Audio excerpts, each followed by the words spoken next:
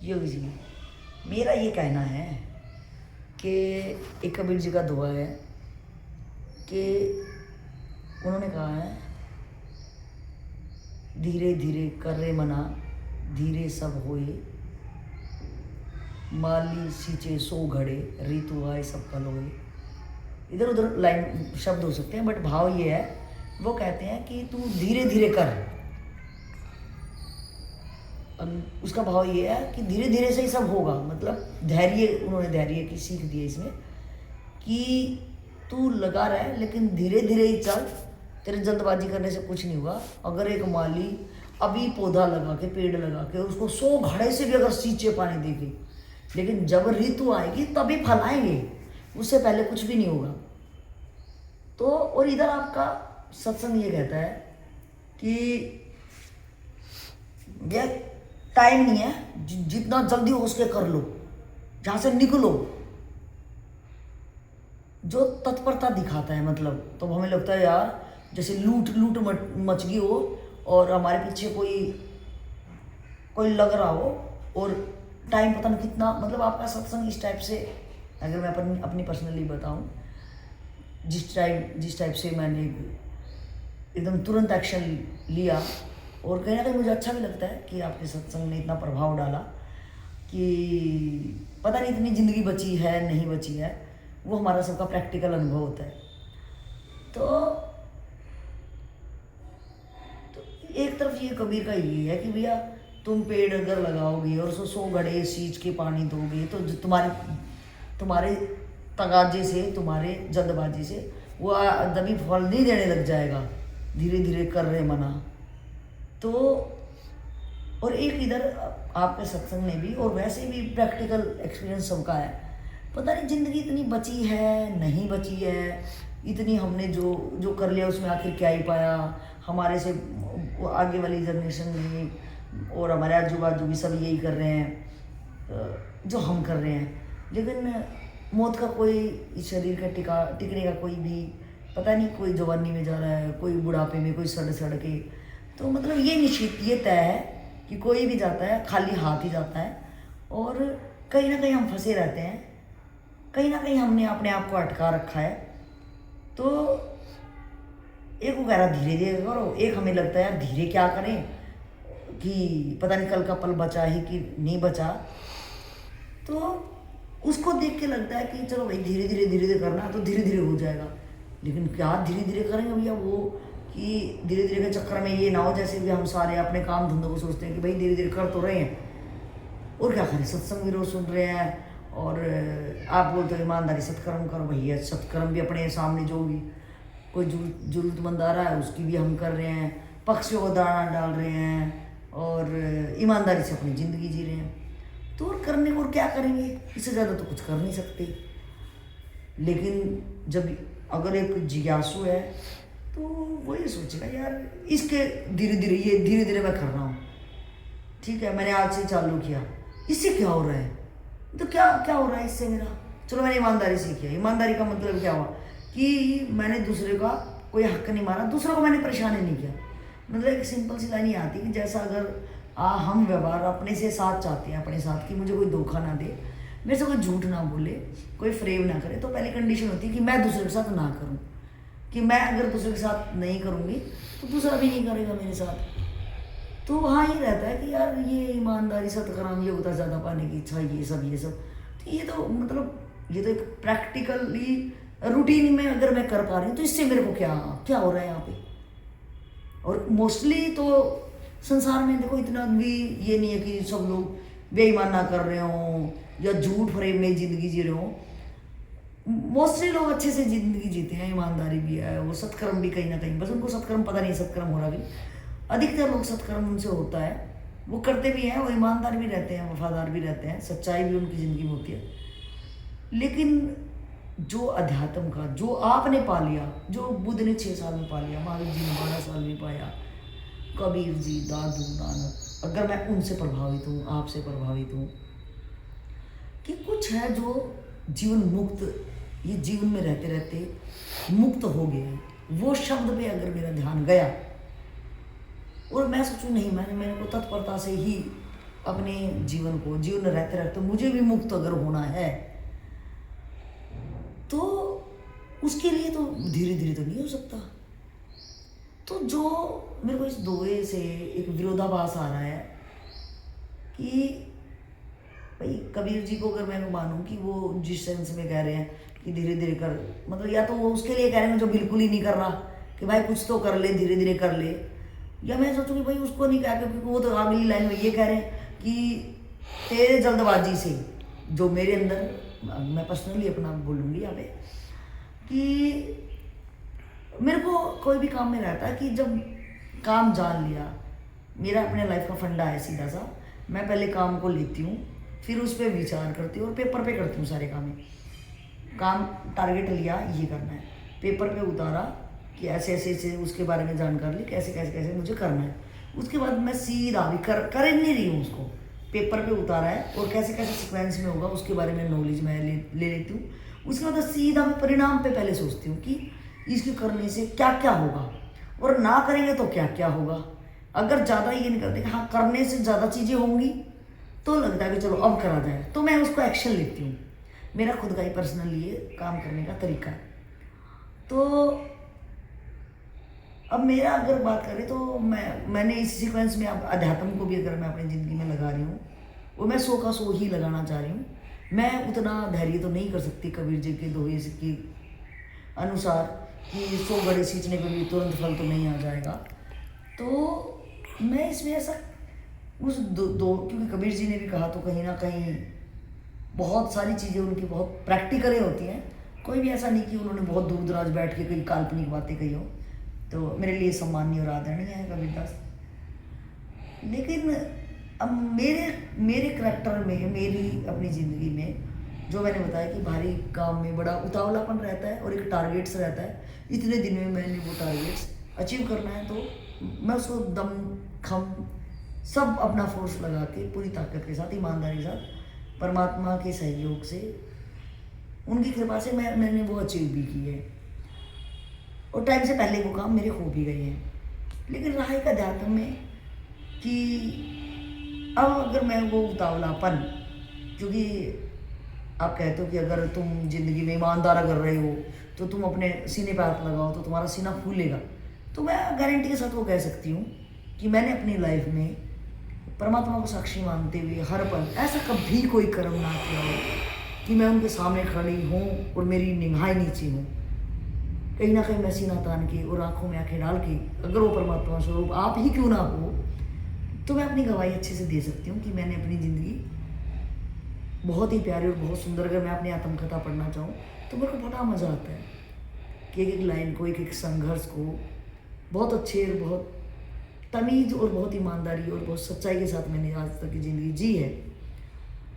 तो मैं वो उतावलापन जिसको वो डिनाई करते हैं या मेरे को समझने में कमी है कहीं, तो आप उसके लिए मार्गदर्शन करें कि क्या मैं उसमें उतावलापन मुझे लाना चाहिए, और या कबीर जी के कहने कि वो धीरे धीरे ही होएगा, तो वो धीरे धीरे क्या है और ये मेरा उतावलापन क्या है, उसमें आप मेरा मार्गदर्शन करें। जी योगी जी। देखिए, जैसे आपने अभी उदाहरण दिया कि सींचें तो हम कितना भी जल्दी करें फल अपने समय पे देगा, लेकिन हम जितनी अच्छी सिंचाई करेंगे उतना वो अच्छा फल देगा, लेकिन उस सिंचाई के लिए हमें मेहनत करना पड़ेगा। अब देखना ये है कि कबीर जी किस देश काल स्थिति परिस्थिति में कहे हैं, उनके सामने कैसी वातावरण था, कैसे लोग थे, क्योंकि उन लोगों के लिए बोले हैं ना।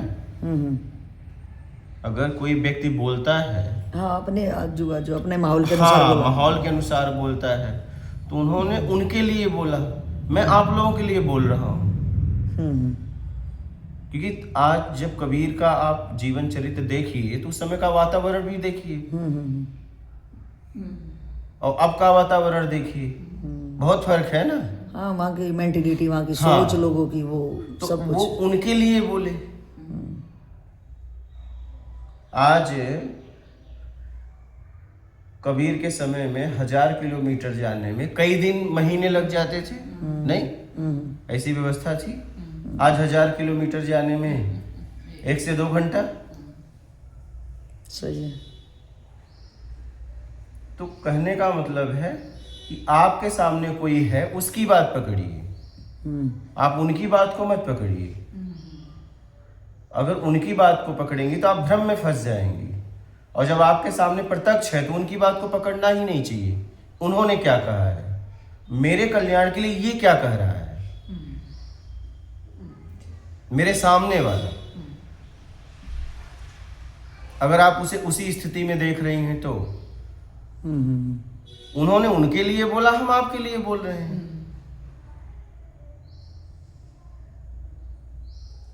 उन्होंने तो ये भी बोला कि पत्थर पूजने से हरि मिले, मैं पूजू पहाड़। सही सही, हाँ, तो क्या मीरा को नहीं मिला है? नहीं मिला। रामकृष्ण परमहंस को नहीं मिला है? कितने ऐसे भक्त हुए, मूर्ति पूजा करके उपलब्धि हो गई, तब क्या बोलोगे? तो अगर आप पहुंचे मीरा भी हैं, पहुंचे कबीर भी हैं, पहुंचे रामकृष्ण परमहंस भी हैं, ठीक है, तो अगर आप कबीर के बात को पकड़ लो तब तो ये खंडन हो जाएगा। राइट।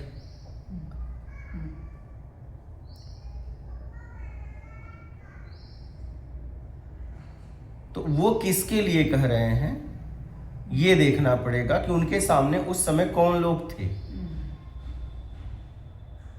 हम एक की बात को तो पकड़ लेते हैं, लेकिन वो बोल किसी और के लिए रहा है ना। जैसे मान लीजिए आप वहां हो और मैं यहाँ हूं, एक व्यक्ति आ रहा है और मैंने कहा संभाल के चलना, धीरे धीरे, लेकिन मैं उस आदमी को देख के बोल रहा हूँ, उसकी वो आप पे लागू नहीं हो सकता है, क्योंकि हो सकता है वो रोगी हो सकता है वो बुजुर्ग हो सकता है वो लंगड़ा हो। लेकिन आपने पकड़ लिया कि नहीं, मुझे भी बोल रहे हैं कि धीरे धीरे, आराम आराम से आओ, संभल के आओ। तुम्हें थोड़ी संभलना है, तुम स्वस्थ हो, तुम्हें तो दौड़ के आना चाहिए।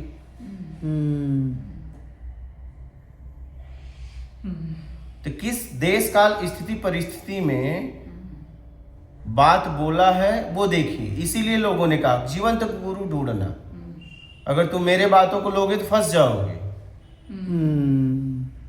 सबने जोर यही दिया है कि जीवंत गुरु ढूंढना, और वो बोले उतना करना। एकदम सही। क्योंकि वो देश काल स्थिति परिस्थिति के अनुसार आपको मार्ग बताएगा और आपको देख के बताएगा, आपकी योग्यता को देख के बताएगा। हो सकता है आपको कुछ और बताए और आपके साथ कोई आए उसे कुछ और बताए, क्योंकि आपकी स्थिति अलग है, उसकी स्थिति अलग है। हो सकता है किसी को कहे नहीं तुम्हें तेज चलना है और किसी कहे भैया तुम आराम आराम से चलो, क्योंकि उसकी बुद्धि की क्षमता कैसी है, उसकी समझ की क्षमता कैसी है। और किसी भी पेड़ को एक पेड़ को आप ऐसे ही लापरवाही में सींचिए और एक पेड़ को बहुत अच्छे से सींचिए, तो फल ज्यादा कौन देगा? बोलिए। मेरा तो ये कहना होगा भाई, कैसे भी आधे टेढ़े बीज डालो कुछ भी, तो पानी डालने से चाहे कैसे भी सींचे उसको, फल तो शायद दोनों बराबर ही देंगे। अगर ज्यादा सींच लेंगे तो गल ही जाएगा बीज। ज्यादा की नहीं, यहाँ समझ की बात है। यहाँ ज्यादा कम की बात नहीं हो रही है। 2 लोग फसल बोए और एक ने फसल को अच्छे तरीके से बढ़िया से उसकी सिंचाई वगैरह की, खाद पानी दिया, और एक ने बो दिया और खाद पानी नहीं दे रहा है, पानी भी सही से नहीं दिया, बस ऊपर वाले के भरोसे बैठ गया, तो फसल किसकी अच्छी आएगी? जो मेहनत करेगा उसी। हाँ, तो बस तो जल्दी से जल्दी मेहनत करिए, अपने ऊपर काम करिए। लेट क्यों, धीरे धीरे क्यों? जब हमारी क्षमता है तेज की तो हम धीरे क्यों चलें? हम अपने क्षमता के अनुसार चलेंगे ना।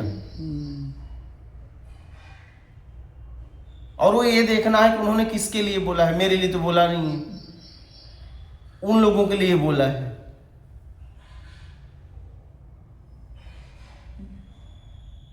और हमें अपनी क्षमता के अनुसार आगे बढ़ना चाहिए कि मेरी क्षमता क्या है, हम धीरे धीरे क्यों चलें। हाँ, तभी ये बातें कंफ्यूजन कर देती है कि यार मेरी तो प्रकृति तो धीरे धीरे काम करने की है नहीं, और रही दूसरी बात कि वो कह रहे हैं धीरे धीरे चलो, तो ये शास्त्र हमें इसी टाइप से भटका देते हैं। हाँ, मतलब यही देखना है कि उन्होंने बोला किसके लिए है। उन्होंने व्यक्तिगत मेरे लिए तो बोला नहीं, उन्होंने उन लोगों के लिए जरूर बोला जो लोग उनके सामने थे, उनके पास थे, उनके लिए बोला। तो इसीलिए तो जोर दिया गया कि जीवंत गुरु ढूंढना, नहीं तो भटक जाओगे।